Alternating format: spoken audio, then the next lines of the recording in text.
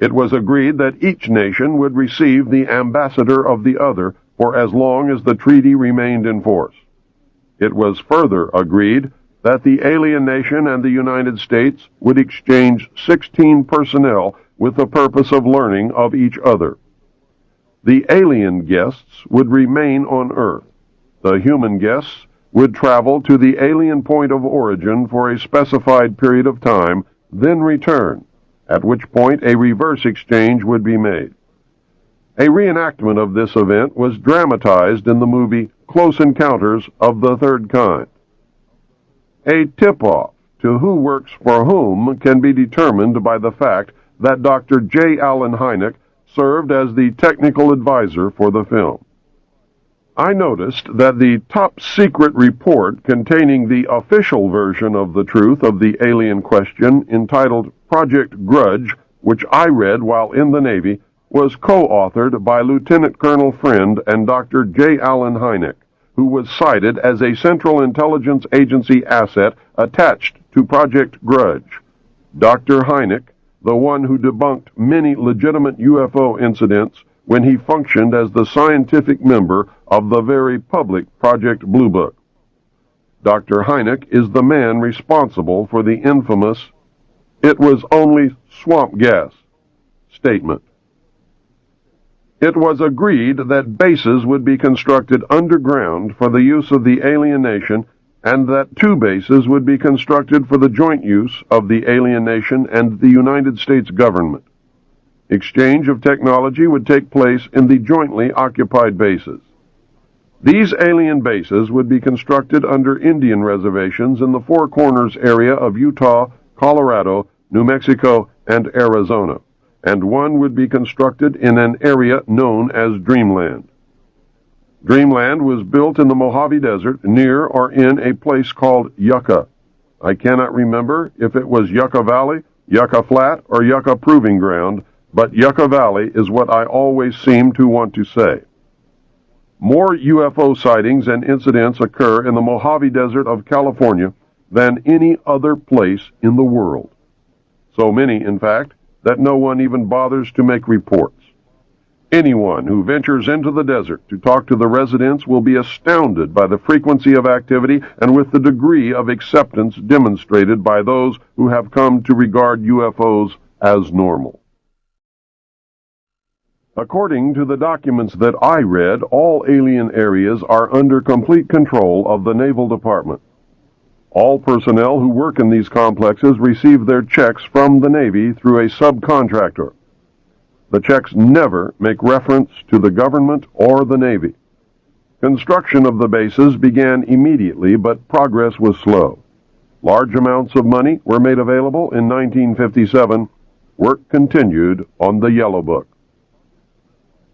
Project Red Light was formed, and experimentation in test-flying alien craft was begun in earnest. A super top-secret facility was built at Groom Lake in Nevada in the midst of the weapons test range. It was codenamed Area 51. The installation was placed under the Department of the Navy, and all personnel required a Q clearance as well as executive approval.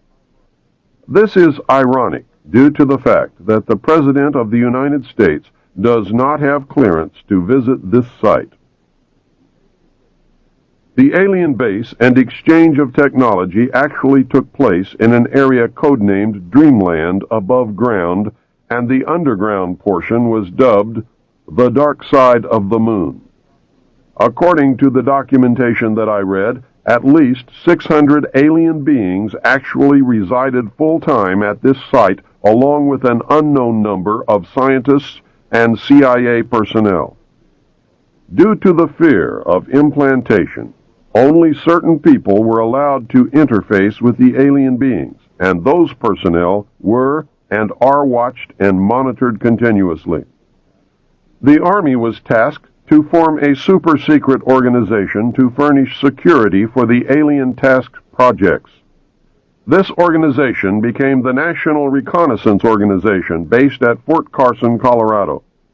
The specific teams trained to secure the projects were called Delta. Lieutenant Colonel James Bogreitz was a Delta Force commander. A second project, codenamed Snowbird, was promulgated to explain away any sightings of the red light crafts as being Air Force experiments. The Snowbird crafts were manufactured using conventional technology and were flown for the press on several occasions. Project Snowbird was also used to debunk legitimate public sightings of alien craft. Project Snowbird was very successful, and reports from the public declined steadily until recent years. A multi-million-dollar secret fund was organized and kept by the military office of the White House. This fund was used to build over 75 deep underground facilities. Presidents who asked were told the fund was used to build deep underground shelters for the president in case of war.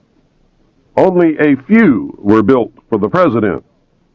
Millions of dollars were used to build top-secret alien bases as well as top-secret dumb, deep underground military bases.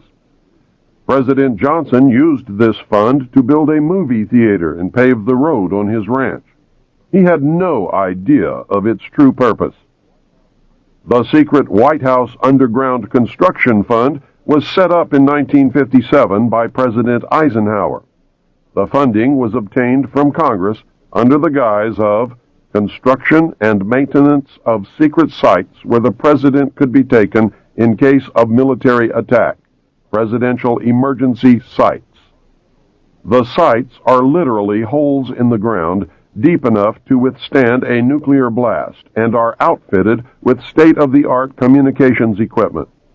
To date, there are more than 75 sites spread around the country which were built using the money from this fund. The Atomic Energy Commission has built at least an additional 22 underground sites. The location and everything to do with these sites were and are considered and treated as top secret. The money was and is in control of the military office of the White House and was and is laundered through so circuitous a web that even the most knowledgeable spy or accountant cannot follow it. By secret executive memorandum NSC 5510, Eisenhower had preceded NSC 5412/1 to establish a permanent committee to be known as Majesty 12 to oversee and conduct all covert activities concerned with the alien question.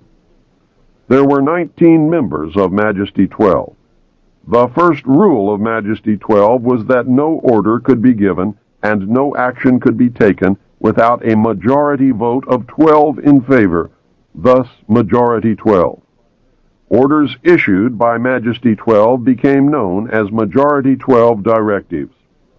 This group was made up over the years of the top officers and directors of the Council on Foreign Relations and later the Trilateral Commission. Gordon Dean, George Bush, and Zbigniew Brzezinski were among them.